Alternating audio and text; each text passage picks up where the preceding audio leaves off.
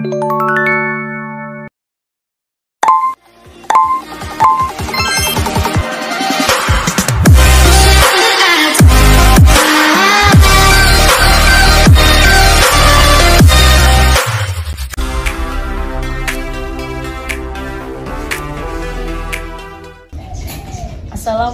warahmatullahi wabarakatuh. Waalaikumsalam warahmatullahi wabarakatuh. Ini kelas apa? SAB. SAB. Tadi SAI, SAC laki semua. Sekarang SAB cewek semua. Tanding berani nggak? Apanya, Bu? Nggak tahu tanding apanya. Anak-anakku sekalian, hari ini kita bersyukur ya. Ini tanggal 31 ya. Akhir bulan Mei, besok libur. Hore gitu ya, alhamdulillah.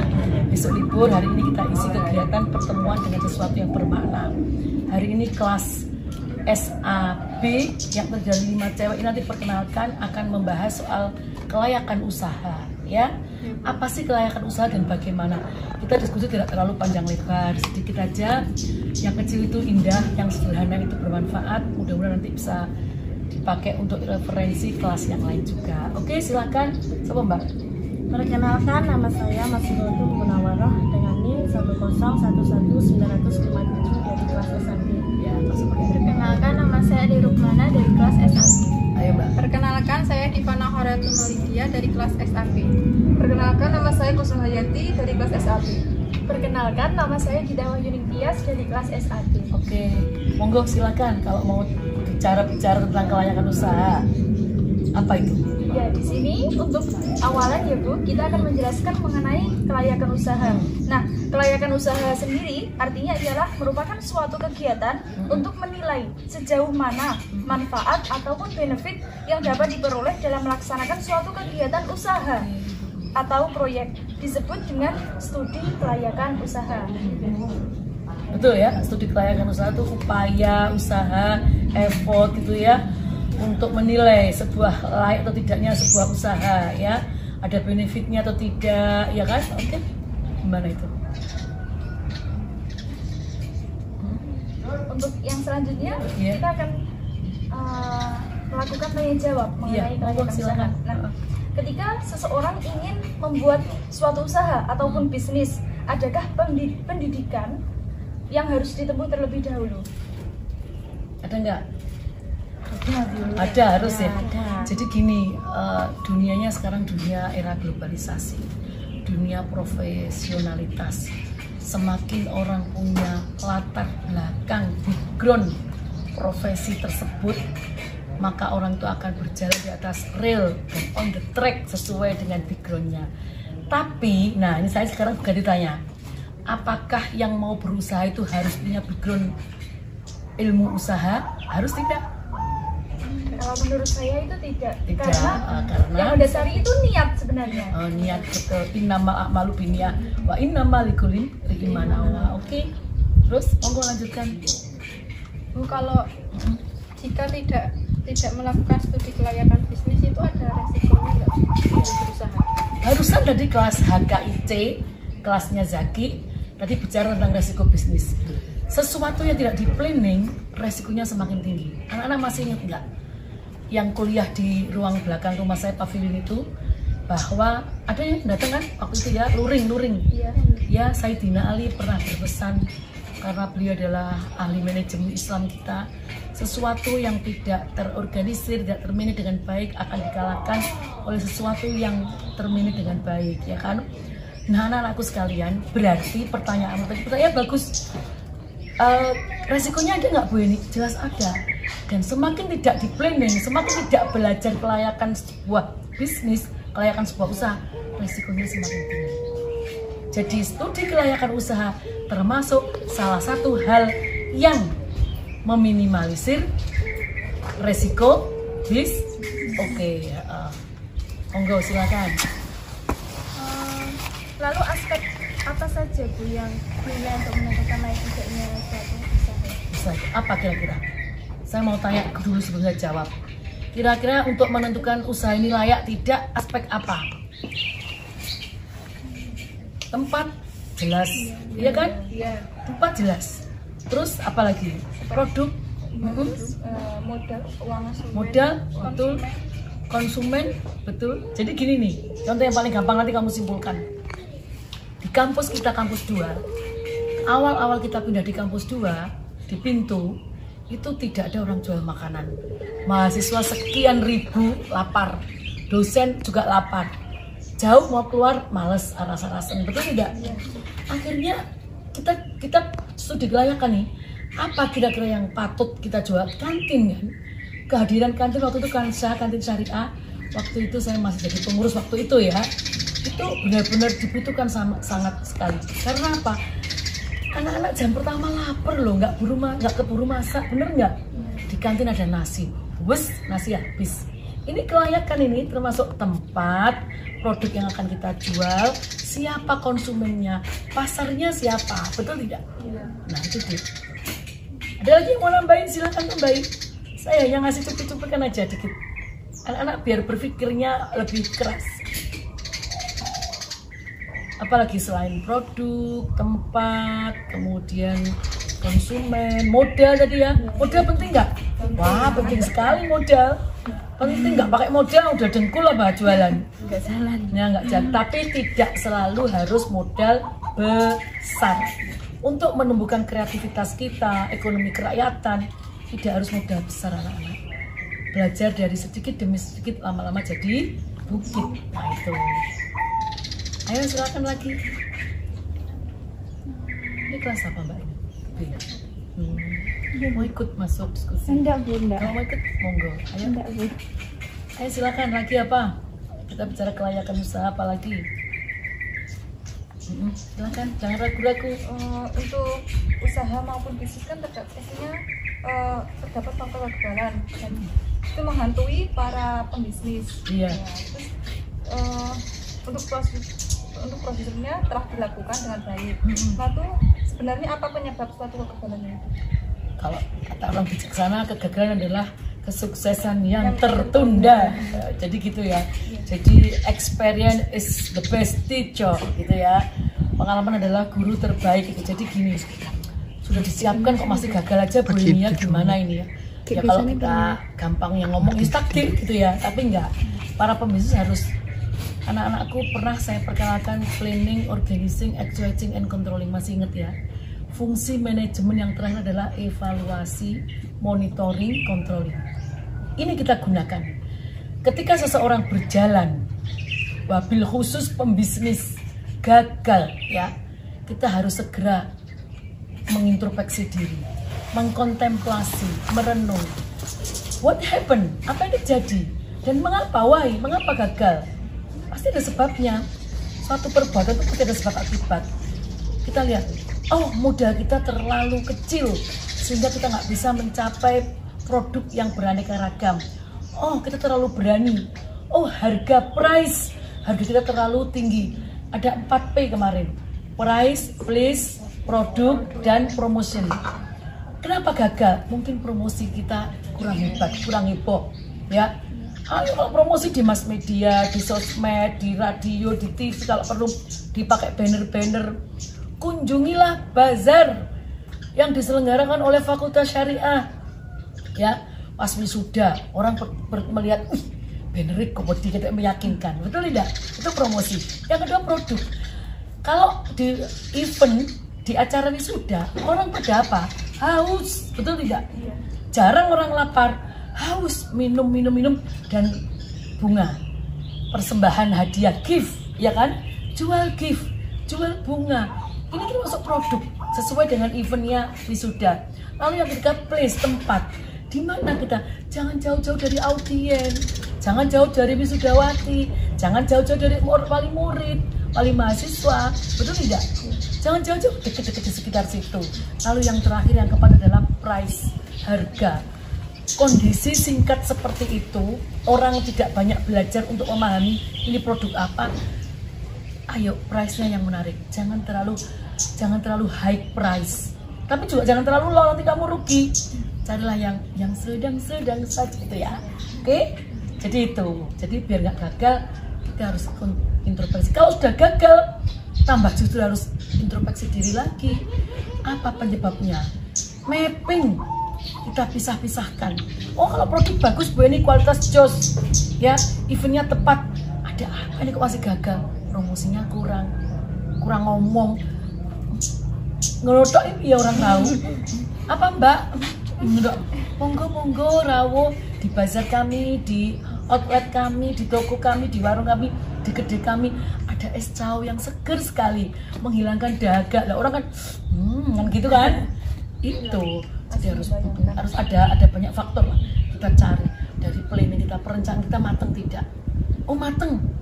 Kemudian actuation kita, actionnya kita bagus nggak? Oh bagus. Kemudian bagaimana organizing kita? Mengorganising itu kita mampu tidak mengumpulkan bagian bendara sopo, kasir sopo. Jangan semua pegang uang. Jangan. Ini nggak the right man and the right place. Yang memanage manajernya siapa? Bu ini masa harus ada manajer? Walaupun kecil, kelayakan usaha tetap harus ada manajer. Ya manajer kecil, ini diskusi kecil, cuman berlima. Tapi siapa tahu ilmunya bermanfaat bagi kelas-kelas yang lain, gitu kan? Jangan menyepelekan yang kecil, yang sederhana. Udah lagi silakan. Lantas bagaimana jika sudah berjalan itu price, place, promotion, dan yang satunya produk. Itu ada kendala dari luar, misalnya ada orang yang tidak suka. Lantas bagaimana menghadapi hal tersebut? Nah, anak-anak pernah belajar SWOT, strength, weakness, opportunity, and threat. Itu kan ancaman dari luar itu. Threat. Hidup ini, bisnis nggak bisnis, pasti ada orang. Tadi pertanyaannya di SAC tadi juga begitu, kelas SAC. Pasti ada orang luar yang nggak suka kepada kita. Tapi juga kamu harus yakin, harus optimis. Pasti ada orang yang tertarik dengan produk kita, orang yang senang dengan kita. Anak-anak, kita berjalan on the track. Orang nyapo-nyapo, orang neko-neko, ngune orang saya nggak seneng. Saya pernah kedatangan temen saya itu cantik. Dia bilang gini, Mbak Eni, aku ki salah opo ya kok digedingi karo bojone wong. Loh, nyapo kok digedingi? Aku gak ngerti. Bojone kuwi pas waktu acara lihat manten, lihat ke saya, memandangi wajah saya. Dan saya dipandangi itu bukan kok terus seneng sama yang mandangi loh Mbak Eni, tapi istrinya udah ngamuk-ngamuk, yang mandangi itu suaminya, gitu loh. Cobalah, kasihan kan, dia ditakdirkan oleh Allah cantik. Salah siapa cantik itu? Bodinya bagus, seksi, bajunya menawan, pacaannya api, lalu berjalan di acara manten, ya tidak berlebihan juga. Suami orang lihat, yang salah ya suaminya itu. Ya laki-laki hidung belang itu, ya enggak? Sama dengan bisnis. Bisnis kita sudah halal, 4P sudah diterapkan ya. 4P juga kamu terapkan, kamu sudah, Bu ini saya disiplin 4P. Powats ya, powats sudah kamu terapkan juga. Lalu bagaimana? Kita pakai SWOT, ada gangguan atau ancaman dari luar. Ini yang mengintai waktu-waktu. Yang iri dengan usaha kita, yang nggak suka dengan usaha kita. Bagaimana? Caranya? Anak-anak, yakini itu benar. Kalau memang itu benar, tetap berjalan on the track ya. Anjing menggonggong, kafilah tetap berlalu. Bagaimana Bu ini? Selama dia tidak jotos, gak nubruk, gak ngembruk nih usaha kita, biarin. Dia akan membangun opini-opini jelek dan masyarakat akan membangun opini-opini baik kepada kita. Karena becik ke titik, Allah ketoro. Terus sebagai anak mahasiswa syariah, sebagai orang-orang HKI, bagaimana perbuatan kita atau usaha kita? Yundongo Mbak, dongo minta perlindungan dari mereka yang jahat padaku, dari mereka yang mengganggu hidupku, dari mereka yang merusui hidupku, yang menjegal bisnisku. Itu kita berdoa, kita punya Tuhan. Kalau sudah Allah menghendaki protect kita, maka semuanya akan aman. Tapi kalau Allah memang menghendaki lain, ya semuanya akan hancur. Semua di atas takdirnya. Tapi yang jelas kita harus ikhtiar. Usaha never give up, pantang menyerah. Pembisnis ya itu pantang menyerah. Misto anak-anak, sekecil apapun lama akan jadi bukit. Oke? Satu lagi mungkin terakhir apa yang mau kita sampaikan? Tujuan dari kelayakan usaha. Oh iya, masih ada tujuan. Oke, silakan. Memperlancar sebuah perencanaan. Yang kedua, agar terhindar dari resiko kerugian. Yang ketiga, mempermudah pelaksanaan pekerjaan. Yang keempat, mempermudah pengawasan. Dan yang kelima, mempermudah pengendalian. Betul, ada 5 ya. Ada 5 keuntungan ini ya. Keuntungan kita tujuan lah ya, sama lah. Tujuan kita untuk apa biar ini nanti seminimal mungkin kita ini beresiko bangkrut, gagal ya, biar sukses. Ada lagi mau disampaikan? Cukup atau masih ada lagi? Tadi tujuan, ada 5 tujuan kelayakan usaha ini ya, kelayakan bisnis, kelayakan studi usaha ini. Apa Mbak? Ini untuk aspek hukum, Bu. Apakah dalam sebuah usaha atau pembuatan bisnis itu harus ada aspek hukum? Harus, memang harus, sebaiknya itu ideal loh ya. Tapi kalau memang bisnisnya cek cilik-cilikan, cek belajar, cek menumbuhkan ekonomi masyarakat kreatif, gak apa-apa, tidak usah ya. Kalau sudah besar, memang harus. Sekarang lihat reok kita diroyok oleh Malaysia, batik kita juga diroyok, ya kan, diakui, betul kan? Karena kita nggak ngurus hak paten. Ayo hak paten ini kita urus. Ini kalau udah usaha besar, usaha yang sangat makro, ini aspek hukum tetap harus berjalan. Tapi kalau yang masih mahasiswa, jualan pulsa, wis ala tradisional aja lah, ya, apa adanya, ya ala kadarnya.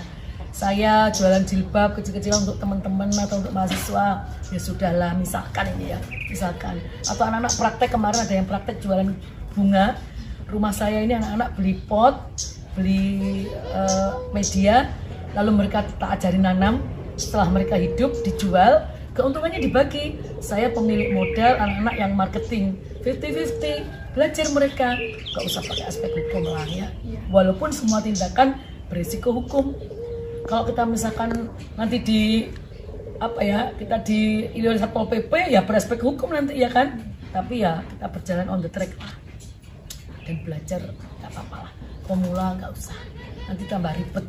Kita cari yang easy going, take it easy ya. Yang penak-penak aja. Oke? Cukup ya? Satu lagi monggo, nggak apa-apa. Untuk mengetahui besarnya permintaan pasar yang di masa ke depan, Bu, kan itu kan memerlukan peramalan. Betul. Itu peramalan itu bisa dijelaskan seperti apa dan langkah-langkahnya gimana? Oke, pertanyaan bagus. Ingat nggak ada materi kita di semester di sebelum UTS, Research and Development. Itu gunanya untuk peramalan, Research and Development. Orang mensurvei melihat permintaan kelapa hari ini luar biasa, berarti nanti Idul Adha akan melonjak. Itu peramalan kita. Itu namanya Research and Development. Hari ini sudah selesai Syawal kan ya? Hari ini selesai Syawal. Kelapa loh Bu ini, sehari 5.000 kelapa habis. Saya jualan kelapa 5.000 habis misalkan ini. Kamu akan meriset 5.000 kelapa habis di saat tidak ada event yang penting habis Lebaran. Berarti Idul Adha nanti banyak orang bikin gulai, banyak orang bikin rendang. Ini development kita, pengembangan kita setelah di riset. Inilah yang namanya peramalan bisnis. Ini sederhana loh. Yang saya contohkan sederhana. Kalau yang makro luar biasa. Beras pasokannya Indonesia berapa, kemudian minyak goreng berapa, itu nanti sudah makro itu. Kita bicara kecil aja dulu. Atau jilbab atau masker. Pak Jokowi sudah membolehkan tidak bermasker di tempat yang terbuka. Ini hati-hati, ini riset kita. Permintaan masker berarti menurun. Paham ya? Ke depan kamu jangan jualan masker lagi. Kalau jualan masker yang apa gitu. Karena apa? Kamu harus penuh inovatif. Karena apa? Masker sudah dibolehkan tidak dipakai di tempat umum. Dulu harus pakai masker dimanapun berada. Betul tidak? Di kamar pun pakai masker, di ruang mana. Sekarang sudah ada kelonggaran. Jangan bisnis masker lagi. Apa nggak boleh Bu? Boleh, tapi harus punya kreativitas yang tinggi. Masker yang satu setel dengan kaos tangan, masker yang satu setel dengan jilbabnya, pakai ini. Nah itu mungkin pengembangan baru. Jadi itu ya, berpijak dari Research and Development yang pernah kita pelajari di pertemuan ke-5 ke-6 sebelum UTS. Saya masih ingat itu ya. Ada kan catatannya di sana? Nah itu, saya pikir cukup ya, luar biasa. SAP hari ini cewek-cewek penuh energi, strong woman ya kan. Kemarin 20 Mei Kebangkitan Nasional, 2 Mei Pendidikan Nasional, 21 April Hari Kartini. Sisa-sisa itu jangan sampai hilang. Perjuangan itu tetap harus kuat. Meskipun perempuan harus berkarya. Dan ingat, pembisnis wanita itu biasanya lebih handal, lebih berhasil biasanya. Asal gampang baper ya, jangan gampang baper. Oke, terima kasih atas kehadirannya. Mudah-mudahan kita ketemu lagi. Mohon maaf atas segala kekurangan. Bila itu walhidayah wabiridho inayah. Wassalamualaikum warahmatullahi wabarakatuh. Waalaikumsalam warahmatullahi wabarakatuh.